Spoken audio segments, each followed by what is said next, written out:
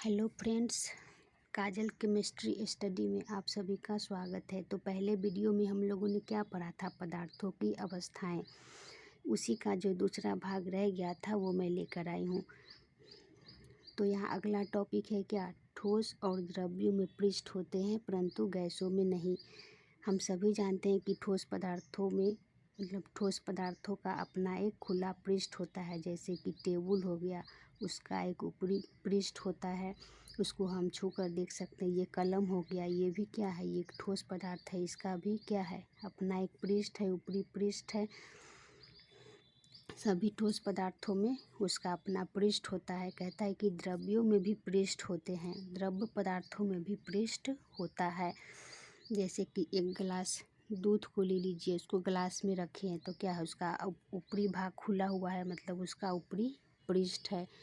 एक गिलास पानी ले लीजिए या फिर एक कप पानी लीजिए, उसमें भी पानी का ऊपरी पृष्ठ खुला रहेगा, मतलब द्रव्यों में भी पृष्ठ होता है परंतु गैसों में नहीं। गैसों का कोई पृष्ठ नहीं होता, उसको जहाँ भी रख देंगे उस पूरे में फैल जाएगा, उसका कोई पृष्ठ नहीं बनेगा। उदाहरण के लिए मान लिया जाए हम दो बैलून को लिए, ठीक है, एक में पूरा जल भर दिए और एक में पूरा गैस भर दिए, मतलब हवा भर दिए। तो क्या है, दोनों में एक यहाँ छिद्र कर देंगे और एक यहाँ छिद्र कर देंगे। कुछ ही मिनटों में हम देखेंगे क्या कि गैस जो है कुछ ही मिनटों में पूरे के पूरे पिचक जाएगा, मतलब इसका कोई गैस में बचेगा ही नहीं, गैस का कोई पृष्ठ ही नहीं होता, वो पूरे में फैल जाएगा, बैलून पूरे से पिचक जाएगा। लेकिन इसमें ये पूरा नहीं पिछेगा, इसमें कुछ जल बचा रह जाएगा। अगर यहाँ छिद्र कर देंगे तो यहाँ ऊपर का जो जल है वो सब नीचे गिर जाएगा, लेकिन कुछ जल बाकी रह जाएगा, जो छिद्र के नीचे का भाग है वो बचा रह जाएगा। मतलब क्या, इसका यहाँ क्या बना, जल का एक पृष्ठ बना, जिसको हम देख सकते हैं जल का पृष्ठ। वही कह रहा है, ठोस और द्रव्यों में पृष्ठ होते हैं परंतु गैसों में नहीं। अगला टॉपिक है पदार्थों की भौतिक अवस्थाओं में परिवर्तन। भौतिक अवस्थाएं, पदार्थों की तीन भौतिक अवस्थाएं होती है, ठोस, द्रव और गैस। तीन भौतिक अवस्थाओं, पदार्थ सभी पदार्थ मतलब सभी पदार्थ तीनों भौतिक अवस्थाओं में नहीं रह सकती। कुछ पदार्थ होता है कि तीनों भौतिक अवस्थाओं में रह सकती है, कुछ पदार्थ है सिर्फ ठोस और गैसीय अवस्था में रह सकती है, उसका द्रव्य मतलब वो पदार्थ द्रव अवस्था में नहीं आएगा। कुछ पदार्थ ऐसी होगी जो सिर्फ ठोस अवस्था में ही रहेगी, उसका द्रव और गैस अवस्था नहीं रहेगा। तो वही पढ़ना है क्या, पदार्थों की भौतिक अवस्थाओं में परिवर्तन। मतलब अगर कोई ठोस पदार्थ है तो उसमें का जो अणु होगा वो क्या होगा, कंपन करते रहेगा, अपनी जगह में ही वो कंपन करते रहेगा, मतलब हिलते रहेगा। कोई भी ठोस पदार्थ की जो अणु होगी वो अपनी जगह पर ही कंपन करते रहता है, मतलब वो हमेशा गतिमान रहेगा। अगर हम उसको क्या थोड़ा सा अगर गर्म कर देंगे तो उसके कणों की गति जो होगी वो बढ़ जाएगी। किसकी, ठोस पदार्थों की अणु जो होगी उसकी गति बढ़ जाएगी। कब बढ़ जाएगी, जब हम उसको गर्म करेंगे तब। जब उसकी गति बढ़ जाएगी तो उसका जो आकर्षण बल होगा, पदार्थ के अणुओं के बीच जो आकर्षण बल होगा, अगर अणुओं की गति बढ़ जाएगी तो आकर्षण बल क्या होगा, थोड़ा कमज़ोर हो जाएगा। कमज़ोर हो जाएगा तो वो क्या, द्रवीय अवस्था में परिवर्तित होने लगेगा। अगर द्रवीय अवस्था में परिवर्तित होने लगेगा, कब होने लगेगा, जब उसके कणों की गति बढ़ जाएगी। इतनी भी अधिक नहीं बढ़ेगी कि वो मतलब स्वतंत्र हो सके, मतलब अपने, जैसे कि एक मान लीजिए कि ये बैलून ही है, इसमें जल है भरा हुआ, ठीक है, तो इसका जो अणु होगा, इस पदार्थ जल पदार्थ की जो अणु होगी वो अपने में गमन करेगी, इधर से उधर इधर से उधर, मतलब ये बाहर नहीं जाएगा, ये अपने अंदर में ही गति करती रहेगी, ठीक है। जब किसी ठोस पदार्थ को हम गर्म करेंगे तो उसके कणों की गति बढ़ जाएगी, किसकी, अणुओं की गति बढ़ जाएगी। गति बढ़ जाएगी तो ठोस जो पदार्थ था वो किस में परिवर्तित हो जाएगा, द्रव पदार्थ में परिवर्तित हो जाएगा। अगर फिर से द्रव पदार्थ को हम और गर्म करेंगे, उसको और उष्मीय ऊर्जा देंगे तो वो क्या होगा, वो उसकी कणों की गति इतनी बढ़ जाएगी कि उसका आकर्षण बल बहुत कमज़ोर हो जाएगा और पृथ्वीकारी बल बहुत बढ़ जाएगा। पृथ्वीकारी बल मतलब क्या? पृथक बल मतलब अलग अलग, मतलब उसका जो अणु होगा वो अपने पृष्ठ को छोड़कर इधर उधर भागने लगेगा, उड़ने लगेगा, उसको जिधर भी जगह मिलेगा उधर में निकल लेगा। तो वही कह रहा है कि अगर गैस पदार्थों में कणुओं की गति बहुत तेज़ होती है, वो इधर से उधर मतलब अपने पूरे स्थान में फैल जाएगा और आकर्षण बल उसका बहुत कमज़ोर हो जाएगा, इतना कमज़ोर कि वो अपने आप से दूर हट जाएगा और गैसीय अवस्थाओं में परिवर्तित हो जाएगा। तो यही कह रहा है ताप एवं दाब दो ऐसे कारक हैं जिनमें परिवर्तन से किसी पदार्थ को एक अवस्था से दूसरी अवस्था में बदला जा सकता है।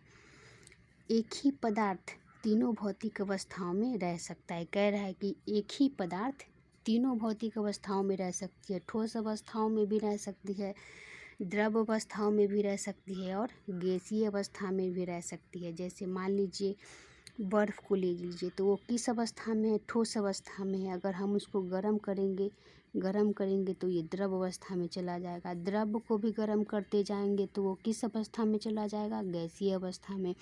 अगर फिर हम गैस को अगर ठंडा करेंगे, मतलब उसका ऊर्जा कम कर देंगे, ऊष्मा कम कर देंगे, तो ये किस में चला जाएगा? फिर से अपने द्रवीय अवस्था में चला आएगा। और द्रव को हम और ठंडा करेंगे तो ये संघनित होकर क्या हो जाएगा? ठोस अपने पहले वाले अवस्था में फिर से चला आएगा। किस अवस्था में? ठोस बर्फ, मतलब बर्फ बन जाएगा फिर से। वो वही कह रहा है कि एक ही पदार्थ तीनों भौतिक अवस्थाओं में रह सकता है, ठोस, द्रव और गैस। अगला है कुछ ऐसे ठोस पदार्थ भी होते हैं जो गर्म करने पर बिना द्रव रूप में परिणत हुए ही वाष्प रूप में बदल जाते हैं, जैसे कि कपूर, आयोडीन आदि।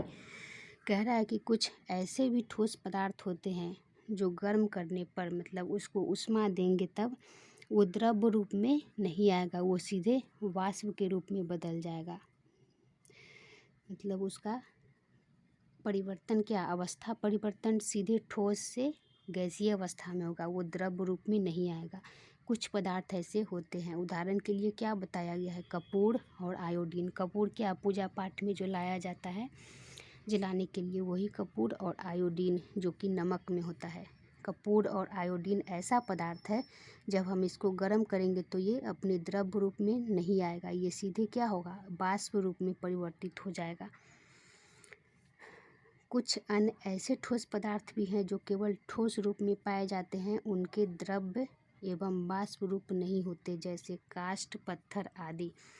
कह रहा है कि कुछ पदार्थ ऐसे भी होते हैं जो केवल ठोस अवस्था में ही रह सकते हैं, ना तो उसका द्रव में परिवर्तित किया जा सकता है और ना ही उसको गैसीय अवस्था में परिवर्तित किया जा सकता है, वो सिर्फ ठोस अवस्था में ही रहेंगे। जैसे कि कुर्सी हो गया। कुर्सी क्या है? अपने ठोस अवस्था में है, ठोस पदार्थ है।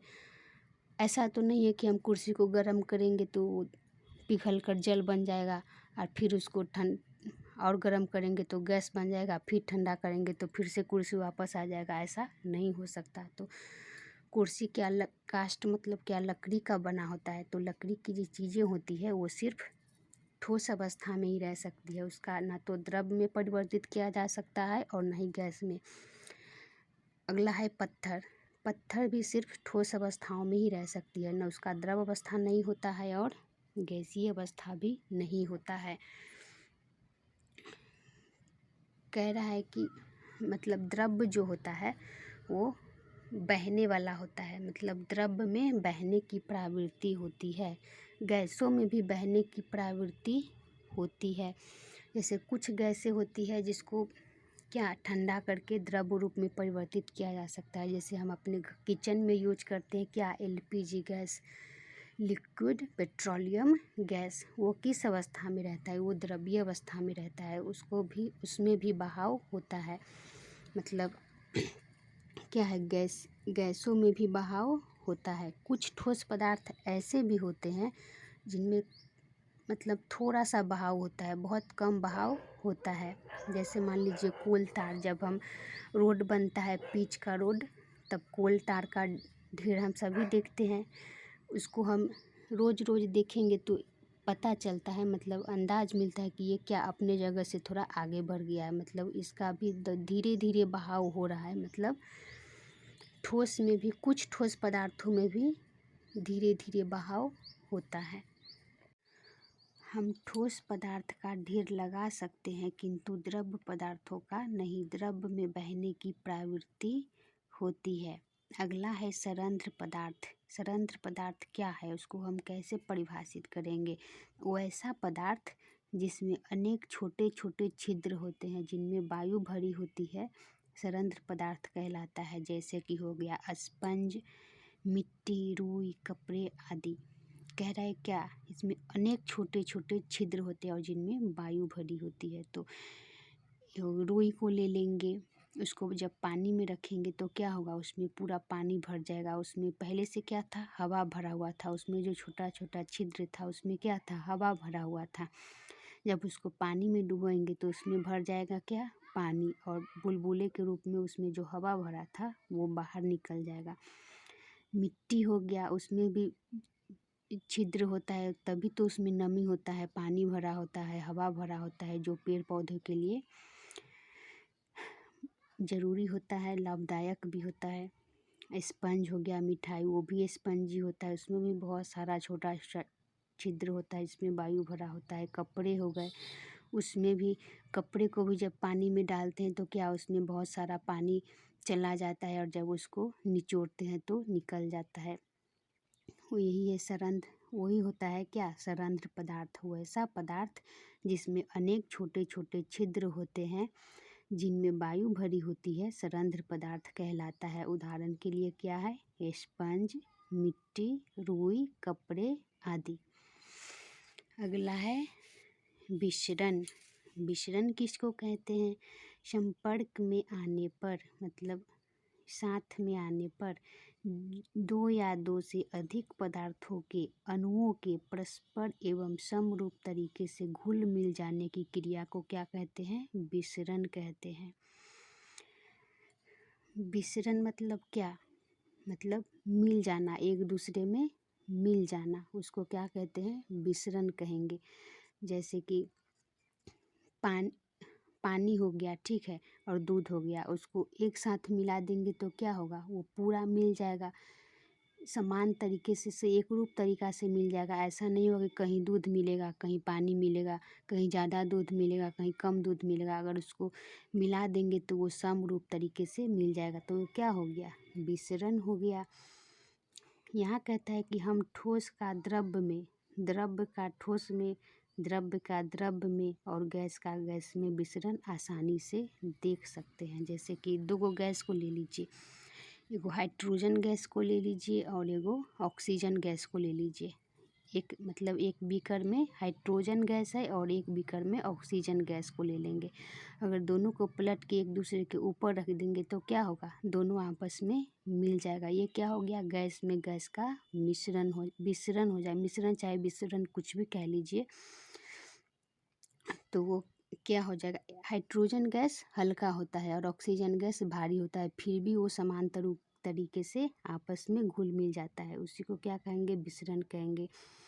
अब है द्रव्य में द्रव्य का मिश्रण, दूध पानी का मिश्रण हो जाएगा क्या, द्रव्य में द्रव्य का मिश्रण। ठोस का द्रव्य में मिश्रण, द्रव्य क्या है, पानी को ले लेंगे और ठोस चीनी है, उसको हम मिला देंगे तो वो भी समान रूप से मिल जाएगा, एक समरूप तरीके से वो भी मिल जाएगा, तो वो भी क्या हो गया, विसरण हो गया। तो वही कह रहा है, संपर्क में आने पर दो या दो से अधिक पदार्थों के अणुओं के परस्पर स्वतः एवं समरूप तरीके से घुल मिल जाने की क्रिया को विसरण कहते हैं। गैसों में अक्सर विसरण की क्रिया ज़्यादा देखा जाता है। क्यों ज़्यादा देखा जाता है, क्योंकि गैसीय पदार्थों के बीच उनके अंतराण्विक स्थान बहुत ज़्यादा होता है, मतलब उसके कणों के बीच जो स्थान होता है, वो क्या होता है, ज़्यादा होता है। किसके अपेक्षा, ठोस और द्रव्य के अपेक्षा बहुत ज़्यादा होता है, जिसके कारण गैसों में विसरण की क्रिया तेजी से होती है और द्रव्य ठोस में धीमा होता है। ये चैप्टर तो ख़त्म हो गया। हम पूरे जो चैप्टर में पढ़े क्या पदार्थों की अवस्थाएं, उसका जो मेन टॉपिक है वो यहाँ है। जो पूरे चैप्टर में जो हमने पढ़ा उसका मेन टॉपिक क्या क्या है, ये है पदार्थ की तीन भौतिक अवस्थाएं होती हैं। क्या? ठोस, द्रव्य और गैस। अगला है ठोस के आकार एवं आयतन निश्चित होते हैं। ये भी हमने पढ़ा था, ठोस का आकार एवं आयतन निश्चित होते हैं। द्रव्य का आयतन निश्चित होता है किंतु आकार अनिश्चित होता है। गैस के आकार एवं आयतन दोनों ही अनिश्चित होते हैं। अगला है क्या? पदार्थ अणुओं से बने होते हैं और अणु परमाणुओं से बने होते हैं। एक ही पदार्थ तीनों भौतिक अवस्थाओं में रह सकता है। अगला है क्या? ठोस के अणुओं में परस्पर आकर्षण बल अधिक होता है जो उनको बांधे रखता है। यह द्रव्य में अपेक्षाकृत किसके अपेक्षा? ठोस के अपेक्षा द्रव्य में कम होता है। क्या कम होता है? आकर्षण बल। यह बल गैसों में सबसे कम होता है, इसलिए गैसों के अणु तीव्र गति से सभी प्राय स्थान को भरने के लिए स्वतंत्र होते हैं। क्या है? गैस में अंतराण्विक आकर्षण बल सबसे कमजोर होता है, जो कि एक दूसरे को बांधे नहीं रह सकता। उसके कण को अणु जो होता है वो एक दूसरे में बंधे नहीं रह सकता, क्योंकि उसका आकर्षण बल बहुत ज़्यादा कमजोर होता है, इसलिए वो पूरे स्थान में फैल जाता है।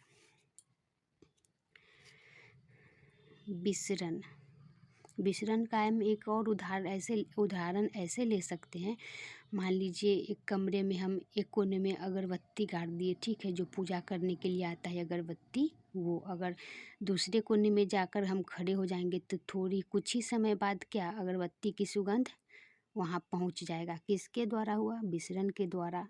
मतलब अगरबत्ती की जो सुगंध है वो हवा में क्या हो गया? विसरित हो गया, मिल गया।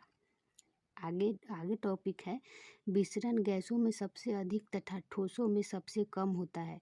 द्रव्यों और ठोसों को सामान्यतः संपीड़ित नहीं किया जा सकता, जबकि गैसों को आसानी से संपीड़ित किया जा सकता है। संपीड़ित मतलब क्या? जैसे कि हम टायर में हवा भरते हैं किससे? पंप से, तो बहुत सारा हवा को क्या थोड़ी जगह में संपीड़ित करके भर देते हैं। वही कह रहा है गैसों को संपीड़ित आसानी से किया जा सकता है। क्यों आसानी से किया जा सकता है? क्योंकि उनके कणों के बीच रिक्त स्थान ज़्यादा होता है, जिसको संपीड़ित करके हम कम ही स्थान में उसको रख सकते हैं। लेकिन द्रव्य और गैसों को समानतः संपीड़ित नहीं किया जा सकता। क्यों नहीं किया जा सकता? क्योंकि उनके कणों के बीच रिक्त स्थान जो होता है वो बहुत कम होता है। जैसे कि ये कलम ही हो गया, हम इसको दबा नहीं सकते, मतलब ये संपीड़ित नहीं हो सकता है। और अगर रुई ले लीजिए, रुई क्या है? रुई तो ठोस पदार्थ में इसको गिनते हैं, रुई को, वो भी ठोस पदार्थ है। क्यों ठोस पदार्थ है? क्योंकि उसका अपना एक आकार होता है, वो स्थान ग्रहण करती है। रुई में कुछ भार भी होता है, तो क्या है? रुई भी ठोस पदार्थ है, लेकिन उसको संपीड़ित किया जा सकता है। जब रुई को दबाएंगे तो वो संपीड़ित होकर छोटा हो जाएगा, और जब छोड़ेंगे तो फिर से अपने आकार में आ जाएगा। तो कुछ ठोस पदार्थ, मतलब न के बराबर बहुत कम ठोस पदार्थों को संपीड़ित किया जा सकता है। नहीं तो क्या कहता है? ठोस और द्रव्यों को सामान्यतः मतलब लगभग संपीड़ित नहीं किया जा सकता है, जबकि गैसों को आसानी से संपीड़ित किया जा सकता है। अगला है ठोस के अणु परस्पर सटे होते हैं, इसलिए ठोस को सरलता से संपीड़ित नहीं किया जा सकता। द्रव्यों में अंतर आणविक दूरी अपेक्षाकृत अधिक, किसके अपेक्षा? ठोस के अपेक्षा अधिक, और गैसों में सबसे अधिक होती है। अतः गैसों को अत्यधिक संपीड़ित किया जा सकता है।